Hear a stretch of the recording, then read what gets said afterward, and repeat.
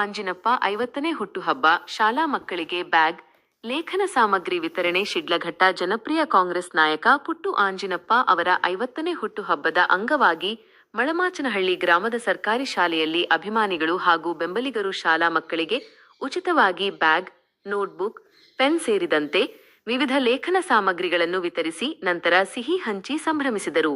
ಈ ಸಂದರ್ಭದಲ್ಲಿ ಮಾತನಾಡಿದ ಪುಟ್ಟು ಆಂಜಿನಪ್ಪ ಅವರ ಬೆಂಬಲಿಗ ಹಾಗೂ ಯುವ ಮುಖಂಡ ಮಳಮಾಚನಹಳ್ಳಿ ಮುನಿರಾಜು, ನಮ್ಮ ನೆಚ್ಚಿನ ನಾಯಕರಾದ ಆಂಜಿನಪ್ಪ ಅವರಿಗೆ ಹುಟ್ಟುಹಬ್ಬದ ಹಾರ್ದಿಕ ಶುಭಾಶಯಗಳು.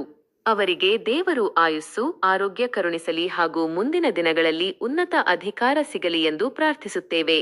ಅವರು ಕಳೆದ 15 ವರ್ಷಗಳಿಂದ ನಿರಂತರವಾಗಿ ಸಮಾಜ ಸೇವೆ ಮಾಡುತ್ತಾ ಬಂದಿದ್ದಾರೆ.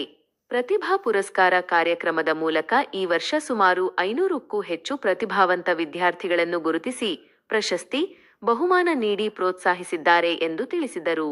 ನಾಳೆ ಶಿಡ್ಲಘಟ್ಟದಲ್ಲಿ ಮುಖ್ಯ ಕಾರ್ಯಕ್ರಮ ನಡೆಯಲಿದ್ದು, ಅದರ ಭಾಗವಾಗಿ ಇಂದು ಸರ್ಕಾರಿ ಶಾಲೆಯ ಮಕ್ಕಳಿಗೆ ಅಗತ್ಯ ಶಾಲಾ ಸಾಮಗ್ರಿಗಳನ್ನು ವಿತರಿಸಲಾಯಿತು.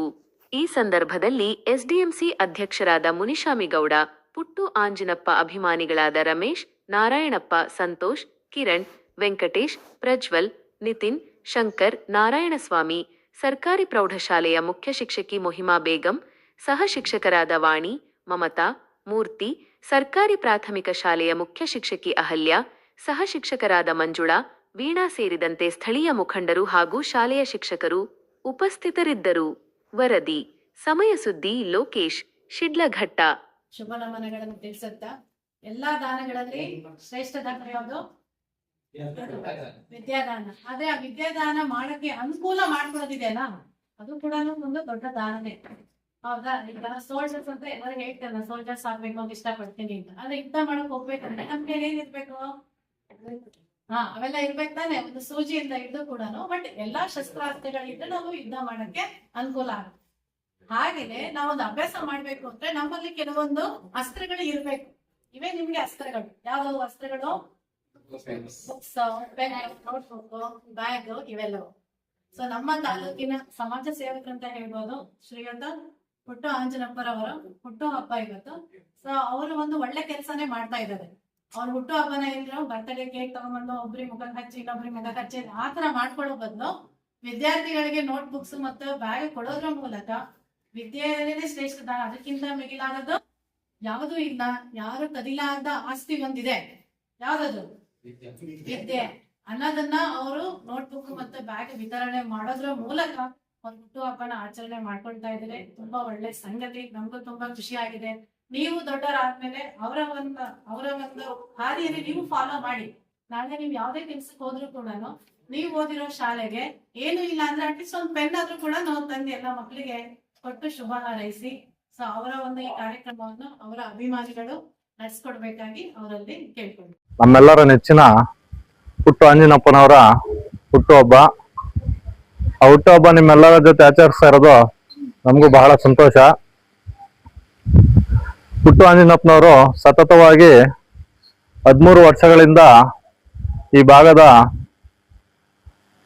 SSLC PUC ವಿದ್ಯಾರ್ಥಿಗಳಿಗೆ ಪ್ರತಿಭಾ ಪುರಸ್ಕಾರದಂತಹ ಮಹೋನ್ನತ ಕಾರ್ಯಕ್ರಮ ನೀಡುತ್ತಾ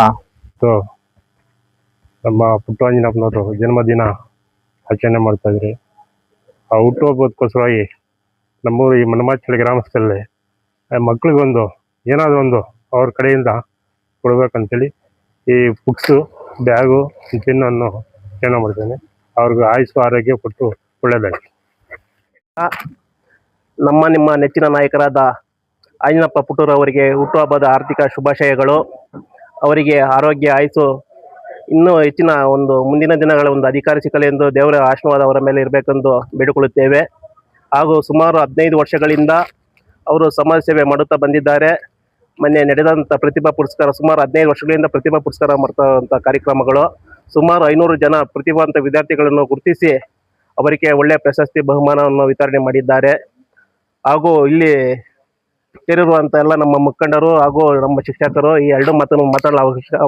ಇಲ್ಲಿ ನೆರೆದಿರುವಂಥ ಪುಟ್ಟು ಆಂಜಿನಪ್ಪನ ಅಭಿಮಾನಿಗಳೇ, ಈ ದಿವಸ ಪುಟ್ಟು ಆಂಜಿನಣ್ಣನವರ ಹುಟ್ಟುಹಬ್ಬದ ಅಂಗವಾಗಿ ಪೆನ್ಸು, ಬ್ಯಾಗ್ಸ್ ಕೊಡ್ತಾ ಇದ್ದಾರೆ, ಸ್ವೀಟು ಹಂಚ್ತಾ ಇದ್ದಾರೆ. ಯಾಕೆಂದರೆ ಅವರ ಅಭಿಮಾನ ಏನು ನಮ್ಮ ಆಂಜನೇಯನವರ ಅಭಿಮಾನಿಗಳು ಅವ್ರ ಹುಟ್ಟು ಹಬ್ಬಕ್ಕೆ ಏನಾದರೂ ಕೊಡಬೇಕು, ಶಾಲೆಯಲ್ಲಿರುವಂಥ ಮಕ್ಕಳಿಗೆ ಕೊಟ್ಟರೆ ತಿಳ್ಕೊತಾರೆ ಅಂತೇಳ್ಬಿಟ್ಟು ಅವ್ರೀಗ ಈ ಬುಕ್ಸು ಎಲ್ಲ ಕೊಡ್ತಾ ಇದ್ದಾರೆ.